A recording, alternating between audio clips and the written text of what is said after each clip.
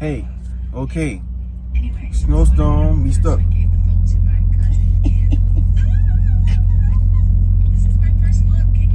I'm on cheerleader.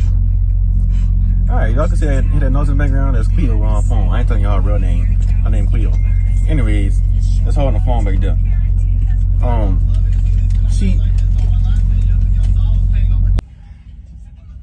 That's childish. That's childish. That's so childish. Why she still waving?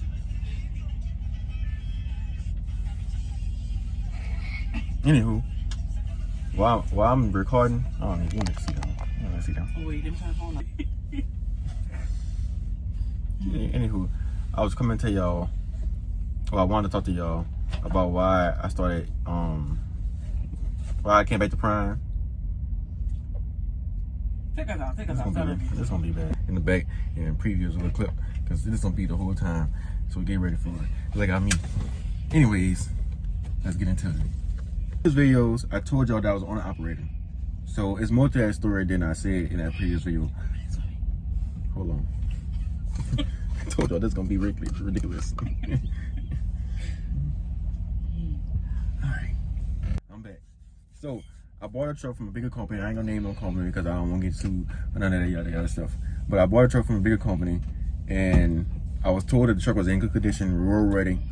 You know, everything was very much, you know, well off on it. It did have 800,000 miles on it, but it was supposed to be ready for the road because it's like I said, it came from a bigger company. They said everything was good. They sent me paperwork for it. It was boom, bam, bam, bam, bam. You know, bop, everything in all good condition. I don't really have time to name all that stuff. Anyways, so I flew all the way to Pennsylvania and drove to get the truck. And when I got the truck, everything was perfectly fine. Like it was a good condition from the outside. From the outside was when I checked under the hood, it was a good condition, but it had internal problems that I couldn't see at the time. So after driving it 2 days, a day and a half back to Louisiana, my first problem came, which was wiring, and when I back up some stuff come on the dashboard, which was a little slight problem you would think. So as time went, so soon I got back home, I called them and I said, after I seen that problem, I called this out. So after I got back home, I told them, I said, hey, how you doing? The truck has this problem going on. Can you put it in the shop? Which they did. It was in the shop for a week after I got it back home. So I wasn't cool with that because I was still trying to get it road ready in the state of Louisiana, which means like, you know, get the paperwork done at DMV, get my license plate, all that stuff. So I'm trying to make the story short, but it may be long. Anyways, get the paperwork ready at the DMV and the license plate. After I got that ready, the truck got out the shop after a week. So I was ready to do my first load, which was like September. Got my first load from New Orleans from Dallas. And then I was going to my second load from Dallas back to Louisiana. It was like that. Shit started again. My truck tore down on me because they didn't fix the problem. After that week, they didn't really fix that problem like they were supposed to fix the problem. Because what happened was the wires, the dashboard kept coming on. So the same wire still was messed up, and that stopped my truck from going. Because they didn't fix the wires, or whatever it was on the hood that was messing up, it got fuel into some part that stopped my truck from starting up. So it was just almost cranking. It wasn't really cranking. So I had to get towed from where I was in Dallas to a shop in Dallas, and I had to get paid like $400 for a hotel for the whole weekend. And that was a bunch of waste of money wasted. So I get towed to the place, and after I get towed to the place, I get a call saying they're gonna pay for all my reimbursements and everything for the hotel. Come the following Tuesday after the weekend, I get my truck back, I test drive it, everything is good. Like I said, from what I know about trucks, everything was fine. I went from Texas to Atlanta, from Atlanta to Louisiana.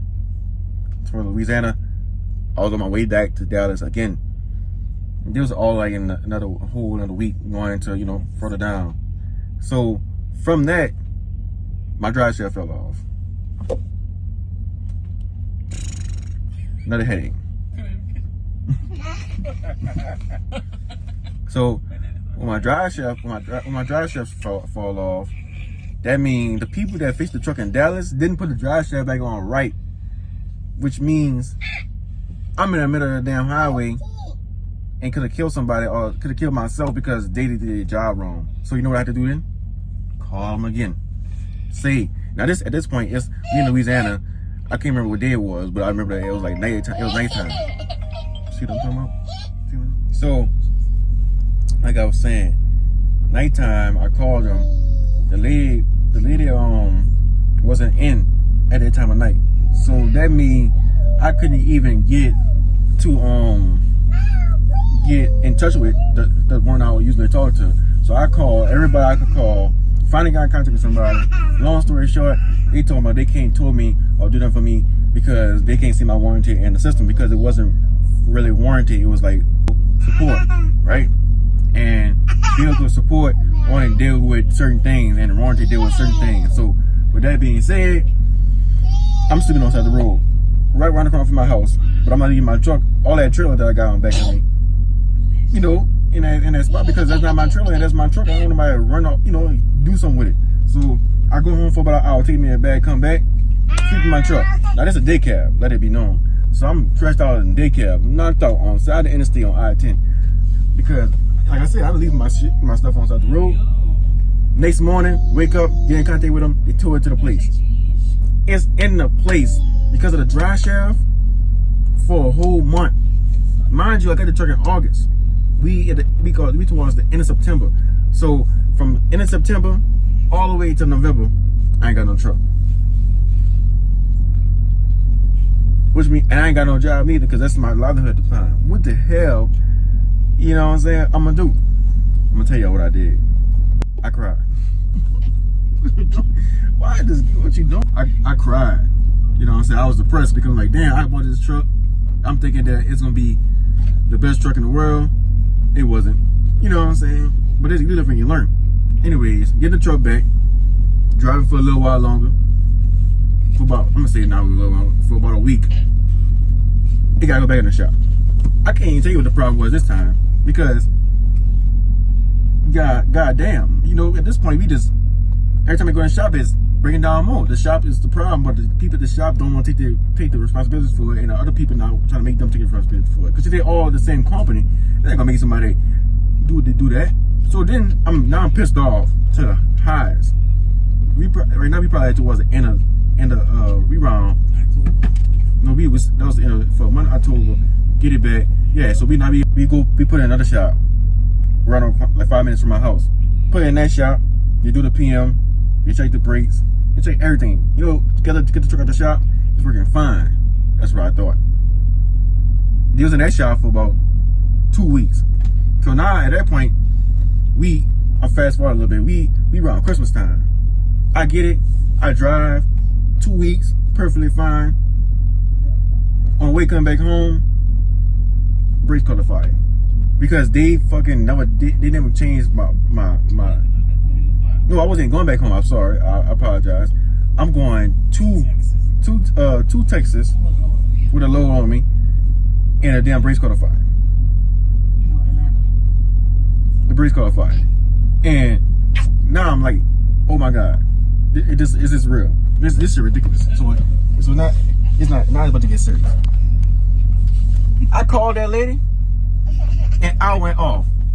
I say, what the hell is going on? I'm not giving y'all no money because they paying for it, but I'm still pissed because I'm like, if I had to pay for all this shit, all this stuff, I'd be broke because I ain't even start making money yet, and a damn truck going down. Man, y'all just don't understand. So she sent somebody out there. Good thing I called her before she went home because they go at 5 o'clock. Where she at? She was in Atlanta. I was in Louisiana, so it's an hour ahead. So I called her. She called the people that came out there and caged the brakes for me. So I was using my front brakes and my back brakes. I couldn't cancel this load, so I had to drive up there. Then I had to drive to another. It was so many loads on one trailer, on one thing. There was so many loads on one thing. So I had to go all the way to Atlanta, get the loads to get the trailer. Got back home, bring it, stay home for Christmas. After Christmas, I'm about to get ready to bring it to the goddamn shop. know what? Why'd you do that? Oh, I'm calling you. I got the wrong person. I'm calling you. I get ready to bring to the shop. Not even 2 minutes away from home. Truck stop on me. So when the truck stop on me, I'm right by my house and right by Chuck E. Cheese. That's how far my house is right here and Chuck E. Cheese right there. It's like not even it's like a 2-minute walk back to the crib. But like I said, it's early in the morning. I'm not leaving my truck right there again on the road, and I'm not going home because that's like dribbling. But anyways, I call her hot again. We get into it, yada. She gets somebody to come out to the truck. The man talking about, oh, it's just like a little it's an all hornet that's what's messing up. So he changed that. Truck still ain't starting. Oh, you were gonna get it towed. So you telling me you came out here to do nothing? Then they told the person that they was a tow company. So I'm thinking they come and check it, but if they don't check it, they're gonna tow it. They're not even a tow company. They're a whole different. They just a person that come out there and check trucks. So now I gotta wait another 2 hours for somebody to come out there and tow the truck to the place. So once they tow it to the place, it took them a week to check the truck, to diagnose the truck. Because the place they went, go to take 3 days before they diagnose. It got to take 3 days to diagnose the truck, just to find out what's wrong with it. When you already tell them what's wrong with the damn truck, they go do their own diagnosis, which is probably good too at the same time, but it takes a longer process to get your truck back. Once they find out what's wrong with the truck, it's $10,000 worth of work. Prior to that, the first time I was in the truck, it was $8,000 worth of work. Excuse me, no, it's again. They tell you, so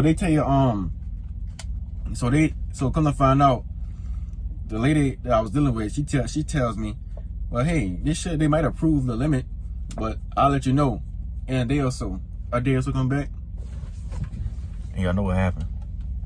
Look into my eyes. They declined the damn limit. That means no more truck. At that point, not only was I crying, depressed, and in my feelings for a long time, I don't have a job. I don't have no financial, nothing coming in. So that only means one thing. Well, a couple of things. I go back to Prime. I go back to the job that I was at before, where I was not trying to do that because that job was not horrible, but it wasn't. I wouldn't wish that on nobody, that job though. Well, maybe it wasn't a job. It probably was the place the location I was at. Anyways,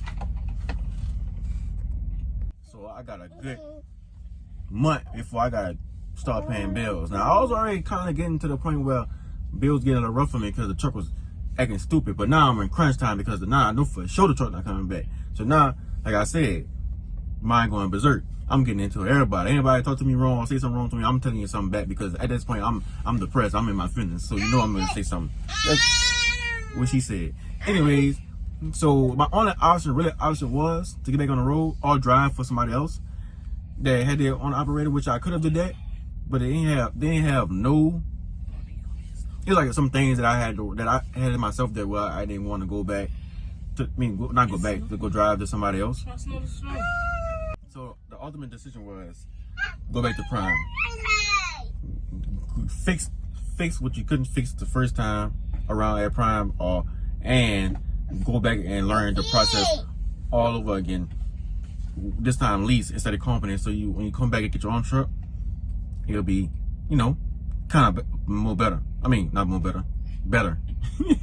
but yeah, that's pretty much why I had to go back to Prime. I know it's a long story. I need a lot of minutes. And I think it was a good story to have. So anybody out there who want to get their truck, I can't tell you who I got the truck from, but make sure you do every single thing you can to get that truck checked and make sure that truck is actually like they say it's going to be, because it's not the truck. It's always the people that they're going to try to get over on you. Stay tuned. Follow me on this and comment right here. You look stupid. Also, I got the notes that the lady gave me. I'm gonna crop all her information out and my information, and I'm gonna put it right here so y'all can see. Y'all can see the notes, and y'all tell me from the story and from the notes what y'all think. Could I have sued him? Because I didn't. Because I tried, but it's just too much complication. I had to get money back in my pocket. So should I have sued him? Too many complications. Too much complications. Yeah. Anyways, should I sue him? what y'all have done. Let me know in the comments. I mean, really comment in the video. Let me know. Appreciate y'all for watching. Snow, new video coming soon because we in the snow. You know what time it is.